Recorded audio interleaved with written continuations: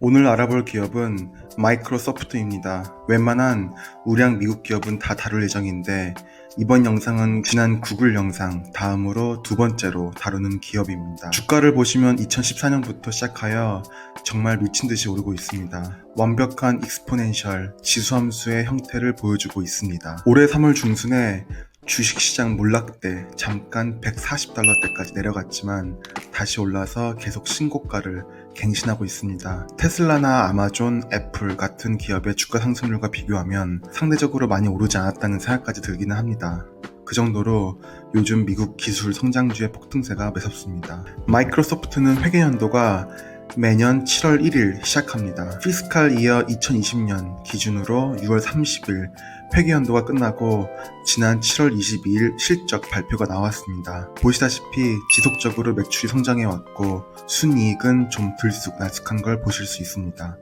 순이익률은 30.96%로 매우 높습니다. 매출액은 거의 13.7%가량 증가를 했고 순이익은 12.8%가량 증가를 했습니다. 매출이 1,430억 달러 정도면 하나로 170조 매출 규모인데 코로나 팬데믹으로 세계 GDP가 폭락한 상황에서 두 자릿수 매출 성장을 이루었다는 것이 정말 대단해 보입니다. 우선 여기서 잠깐 짚고 넘어가야 할 부분은 사실 주가는 기업의 이익 증가분만큼 증가하는 게 맞다고 할 수도 있는데 주가는 정확히 1년간 50%가 상승했는데 영업이익 면에서는 23% 증가했고 순이익 면에서는 13% 못 미치게 증가를 했다는 점은 요즘 미국 주식시장의 상황을 좀 대변해 주는 것 같습니다. 그럼 마이크로소프트의 사업 구조를 보겠습니다. 지금 보시는 매출액은 피스칼 이어 2020년 4분기 기준 한마디로 2020년 4월부터 6월까지의 매출 실적을 사업부별로 보여주고 있습니다. 사업부는 크게 3개로 나눠져 있고 Productivity and Business Process, Intelligent Cloud, 그리고 More Personal Computing이 있습니다. 3개의 사업부를 보면 놀라운 것이 매우 밸런스가 잘 되어 있습니다. 가령 구글의 매출의 80% 이상이 검색 서비스에서 나오는 데 비해 마이크로소프트의 경우엔 세 사업 분야에서 적당히 3분의 1씩 매출이 잘 나오고 있습니다. 좀 더 쉽게 사업 컨텐츠별로 매출 비중을 보겠습니다. 마이크로소프트 애저가 놀랍게도 매출의 1등 공신입니다. 정말 놀랐습니다. 그 다음이 오피스 그리고 윈도우스 비중은 16.2% 밖에 되질 않습니다. 마이크로소프트에 투자를 하는 분들은 다 아실 내용일지 모르겠지만 윈도우스 OS 매출 비중이 마이크로소프트 전체 매출에서 16.2% 밖에 되지 않는다는 건 바꿔 말하면 사업 다각화에 정말 성공했다고 얘기할 수 있겠습니다. 그 외에 엑스박스 게임을 관할하고 있는 게임 부분이 9.1%의 매출 비중을 차지하고 있고 빙 검색 엔진의 검색 서비스 매출이 6.1%입니다. 링크드인 매출이 5.4%나 되는 부분도 눈에 띕니다. 매출 성장성으로 보면 클라우드 부문의 애저의 매출 성장이 가장 눈에 띕니다. 그 다음에 PC 분야에서는 서피스 하드웨어 판매 부문이 애저 다음으로 큽니다. 오피스 관련 구독 서비스 분야도 성장을 해왔습니다. 그럼 사업 부문별로 좀 더 자세히 살펴보겠습니다. 사업 부문별 자료는 지난 7월 22일에 있었던 2020년 4분기 실적 발표에 참조되었던 마이크로소프트에서 공시한 자료에서 안내를 드리겠습니다. 3개의 사업 부문 중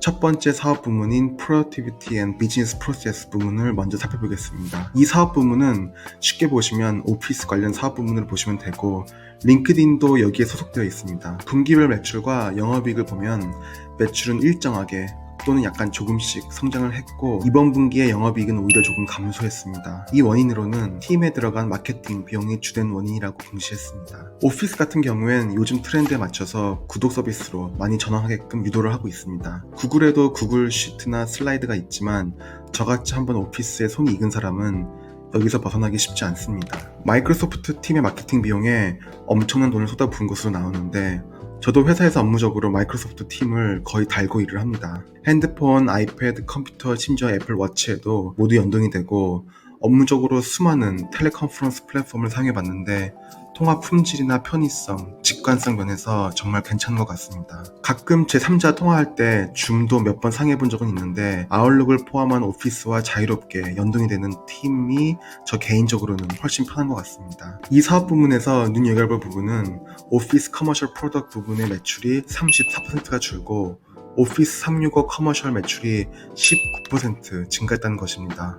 오피스에 365가 안 붙은 건 오피스 프로그램을 구매하는 상품이고 365가 붙은 상품은 월간 또는 연간으로 결제하여 구독하는 서비스입니다. 오피스 커머셜 프로덕트 매출 부문이 줄고 오피스 365 커머셜 매출 부문이 늘어났다는 뜻은 기업을 상대로 오피스를 구독 서비스로 정하게끔 유도를 했고 나름 이 전략이 먹힌 것으로 보입니다. 마이크로소프트 입장에서는 한 번에 구매하고 더 이상 매출은 안 나고 업데이트만 주기적으로 해줘야 하는 상품보다는 다른 오피스 어플리케이션들과 함께 번들로 구독 서비스로 팔아서 지속적으로 매출을 일으키는 것이 장기적으로는 훨씬 좋습니다. 제가 유튜브에서 영상을 제작하기 위해 어도브사의 프리미어 프로를 사용하기도 하는데 소프트웨어 구매는 불가능하고 한 달에 2만원이 넘는 금액을 매달 구독료를 내가며 사용해야 합니다. 1년이면 20만원이 넘고 2년이면 50만원이 육박하는 비용입니다. 이런 식으로 소프트웨어들이 구매해서 점점 구독 서비스로 전환이 되어가고 있는 것입니다.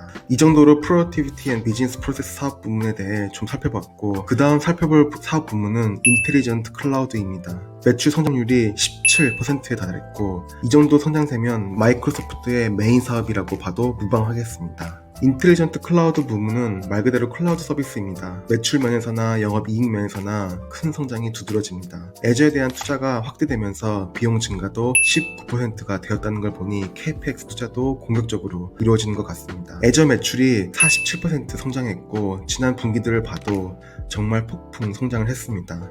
단연 마이크로소프트의 성장의 주역은 애저이기 때문에 애저에 대해 좀 더 살펴보겠습니다. 마이크로소프트 애저의 이름이 왜 애저인지부터 보면 애저가 하늘색이라는 뜻인데 클라우드의 색깔이 이와 비슷하다고 해서 이렇게 이름을 지었다고 합니다. 애저는 개방형 클라우드 컴퓨팅 플랫폼 서비스를 제공합니다. 사실 저 같은 일반인이 이런 클라우드 컴퓨팅 플랫폼 서비스를 다이렉트로 이용할 일은 없기 때문에 생소할 수도 있습니다. 서비스 종류는 아마존의 AWS와 거의 동일하며 서버, 가상 컴퓨팅, 웹앱, IoT, 블록체인, 머신 러닝 등 다양한 서비스를 제공한다고 합니다. 가령 예를 들어 배틀그라운드라는 온라인 게임을 전 세계 수많은 사용자가 렉이 걸리지 않게 실시간으로 빠르게 게임을 하기 위해 서버들이 활발하게 깔려 있어야 하는데 배틀그라운드는 AWS와 애저의 서버를 함께 사용한다고 합니다. 총 50개 넘는 리전이 있다고 하는데 이 역시 AWS와 경쟁하기 위해 그리고 시장 점유율 면에서 확고한 위치를 위해 과감히 투자를 하는 것 같습니다. 리전이라 함은 이렇게 생긴 데이터 센터를 뜻합니다. 한국에는 마이크로소프트 리전이 서울과 부산 두 군데가 있다고 합니다. 점유율 면에서는 AWS가 압도적인 1위이고 마이크로소프트 애저가 21%로 2위, 구글 클라우드가 18%로 3위라고 합니다. AWS는 1위가 이미 되어버려서 확고한 점유율을 지킬 것이고 애저와 구글은 모두 이미 확고한 유저들을 다양한 플랫폼들을 통해 확보를 하고 있기 때문에 제 생각에는 세 기업 모두 동반 성장을 지속적으로 할 것 같습니다. 애저의 영업이익률 등은 별도로 공시가 안 되어 있어서 알 수는 없지만 AWS의 영업이익률이 25%인 걸 감안하면 애저도 비슷하거나 AWS보다는 약간 적을 수도 있습니다. AWS는 아마존 자체 트래픽을 소화시키기 위해 진작에 KPX를 진행했었겠지만 애저는 리전의 확대를 위해 상당히 많은 투자를 최근에 했을 것입니다. 여기서 잠시 짚고 넘어갈 부분은 마이크로소프트의 밸류에이션일지도 모르겠습니다. 아마존이 보시다시피 매출의 극적인 성장이 있어 왔지만 순이익 측면에서는 정말 미약합니다. 순이익도 보시다시피 증가는 있어 왔지만 나스닥의 대표적 테크 기업치고 4%대의 순이익률은 정말 작다고 할 수 있습니다. AWS의 매출이 아마존 전체 매출의 10%가량이지만 순이익은 아마존 전체 이익 규모의 40%가량이 AWS에서 나올 만큼 현재 아마존에서 AWS는 캐시카우입니다. 그런 아마존의 퍼는 120배가 넘습니다. 물론 아마존의 영업이익 성장률과 매출 성장률이 탁월하고 아마존의 사업 구조상 이런 높은 펄을 받는 것이 이해는 가지만 이 부분에 대한 자세한 내용은 다음에 아마존에 대한 영상을 따로 다룰 때 말씀드리도록 하겠습니다. 암튼 요지는 아마존의 펄은 120배가 넘는데 마이크로소프트의 펄은 37배가 넘는 수준에 그칩니다. 아마존 펄의 거의 4분의 1 수준인데 이 부분도 설명은 되긴 합니다.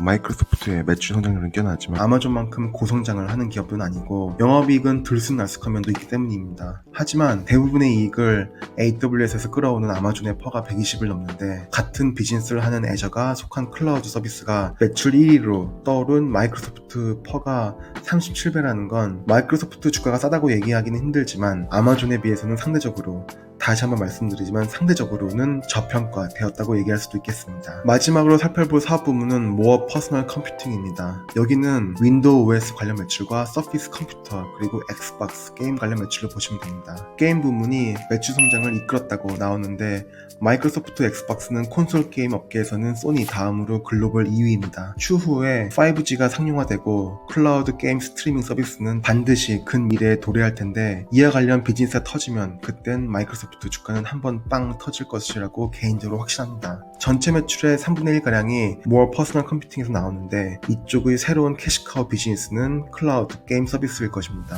그러고 보면 마이크로소프트 오프라인 스토어를 닫으면서 영업이익이 줄어들었다고 나와 있는데 이건 일회성 이벤트라 2021년 실적은 이보다 훨씬 개선될 것입니다. 한국에는 모르겠지만 해외에는 서비스를 파는 별도 매장들이 있는데 이런 매장들을 정리를 했나 봅니다. 사업 부문들에 대한 얘기는 이 정도로 마무리하고 다른 주제로 말씀을 드리면 구글과 마찬가지로 마이크로소프트도 매 분기마다 50억 달러 대략 6조 가까운 금액을 자사주 매입에 쓰고 있습니다. 2020년에만 220억 달러 하나로는 대략 25조가 넘는 금액을 자사주 매입에 썼고 이는 정말로 주주 친화적인 정책이고 주가에 좋은 영향을 끼칩니다. 분기별로 이렇게 꾸준히 자사주를 매입해왔고 2018년 들어 매입 규모를 계속 높게 유지하고 있습니다. 결과적으로 주당 순이익인 EPS는 최근 계속 성장을 해왔고 전년도 대비 올해는 13.83% 증가했고 2019년에는 2018년에 비해 무려 137% 증가하기도 했습니다. 하물며 배당금마저 2017년 말부터 계속 증가해왔습니다. 확실히 주주 친화적이고 이익을 주주에게 환원하고자 하는 경영진의 매우 확실한 의지가 보입니다. 그럼 마이크로소프트라는 기업에 대해 전망을 보겠습니다. 우선 EBITDA, Earning Before Interest, Tax, Depreciation and Amortization, 한국말로는 세전, 이자, 지급 전 이익은 보시다시피 정말 꾸준히 증가를 해왔습니다. 지속적인 사업의 다각화, 클라우드 서비스, 애저의 성장, 게이밍 서비스의 성장 등이 원인이겠습니다. 마이크로소프트는 2014년 인도 출신의 엔지니어 사티아 나델라가 스티브 발머의 뒤를 이어 CEO로 취임하면서 마이크로소프트의 변화가 본격화되었고 기업의 큰 성장 동력들이 이 CEO를 통해 실현이 되기 시작했는데 그럼 마이크로소프트의 앞으로의 비전에 대해 요약을 하면서 영상을 마무리하겠습니다. 첫 번째로 마이크로소프트의 강력한 다양한 윈도우 및 오피스 어플리케이션들의 기반에 앞서서 기업들의 마이크로소프트 애저에 대한 선호도는 지속적으로 높아질 것으로 생각합니다. AWS와 구글 역시 성장을 하겠지만 애저의 시장 점유율이 잠식당할 것으로 보이진 않습니다. 지속적으로 마이크로소프트의 매출과 이익 성장을 이끄는 비즈니스가 애저라고 봅니다. 두 번째로는 마이크로소프트의 주주 친화 정책들입니다. 주주 친화적인 대표적 미국 기업답게 자사주 매입을 2012년부터 지속적으로 증가해왔고 이전에 보여드렸듯이 배당금도 계속 높여왔습니다. 세 번째로는 지속적으로 매출 성장을 이끄는 또 다른 사업 분야인 게이밍 분야에서의 폭발적인 성장, 잠재성입니다. 현재도 이미 게임 콘솔 시장은 소니와 닌텐도와 함께 글로벌 시장을 선도하고 있는 마이크로소프트가 향후 5G가 상용화되어 클라우드 게이밍 시장이 OTT 시장처럼 일반화되면 새로운 시장이 개척되는 것입니다. 예를 들어 제가 그렇게 영화나 드라마를 많이 보는 사람이 아니었는데 넷플릭스와 프라임 비디오 OTT를 구독하면서 지금도 잘 보진 않지만 과거에 비해는 많이 보는 상자가 되었듯이 없던 수요가 새로 생기는 그런 시장이 클라우드 게임 시장일 수도 있겠습니다. 네 번째로는 현재 마이크로소프트 경영진입니다. 최근 5년간의 기업의 성장이 물론 사티아 나델라 CEO 혼자서 이뤄낸 것은 아니겠지만 이런 기업의 발전의 주역임은 틀림없을 것입니다. 어쨌든 현재 마이크로소프트의 경영진은 탁월한 능력이 있어 보입니다. 그럼 이번 영상에서도 제가 생각하는 목표 매수가를 한번 말씀드려 보겠습니다. 지난 구글 영상에서 이미 충분히 말씀드렸고 본 영상 설명란에도 말씀드렸듯이 매수 목표가는 절대 오지 않는 가격일 수도 있습니다. 하지만 혹시라도 시장이 붕괴되는 이벤트가 와서 목표 매수가에 도달을 한다면 저 개인적으로 이것저것 따지지 않고 무조건 매수를 해야 하는 가격을 매우 주관적으로 말씀드리는 것입니다. 그래서 제 매수 목표가는 160달러로 잡았습니다. 지난해 주가와 이익 증가율을 감안해서 주관적으로 잡았습니다. 만약 이 가격에 도달하는 이벤트가 생긴다면 주택 구매 자금 가치에 주식을 투자하면 안 되는 돈을 끌어와서라도 매수를 해야 하는 가격대인 것입니다. 개인적으로는 싱가포르의 퇴직연금 비슷한 제도인 SRS로 상당히 많은 자금이 여전히 미국 시장에 투자가 되어 있으므로 제가 이 주식이 떨어지길 개인적으로 바라는 사람은 절대 아니니 오해하지 마시길 바랍니다. 이번 영상은 이렇게 마무리하겠습니다. 다음 기업 분석 영상은 애플로 하겠습니다. 영상 시청해주셔서 감사드립니다.